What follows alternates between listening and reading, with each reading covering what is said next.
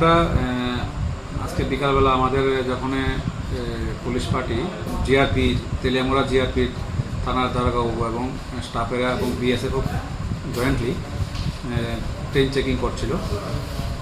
সন্ধ্যার সময় যখন ট্রেনটা আসে আগরতলা ধর্মনগর, এই সময় 4 জন সাসপেক্টেড পারসন, একজন বাচ্চা মেয়ে বাচ্চা নিয়ে ট্রেনে উঠছিল। এমন সময় ওরা সাসপেক্ট করলো যে ওরা বাংলাদেশি হতে পারে, তো তাদেরকে ধরেছে, থানায় নিয়ে আসলো। ইন্টারোগেশনের পরে বোঝা গেল তারা 3 জন মেল, তারা হলো রোহিঙ্গা ন্যাশনাল এবং একটা মহিলা, এটাও রোহিঙ্গা।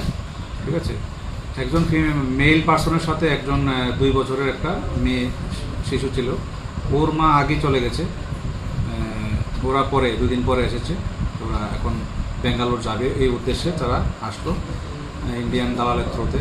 নাম টাম পাওয়া যায়নি, ওরা ওদেরকে রেল স্টেশনে পৌঁছে দিয়ে চলে গেছে এমন বললো।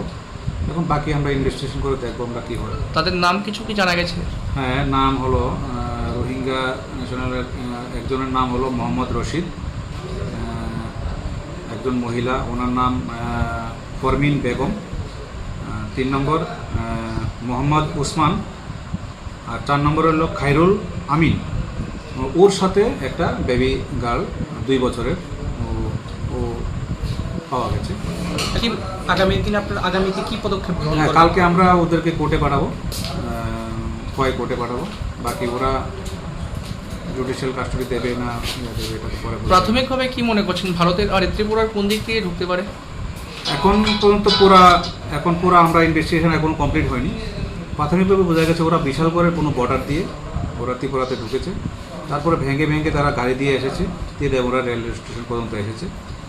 তারপর রেলে ওঠার সময় আমরা ওরা ডিটেন করতে পারলাম আর কি।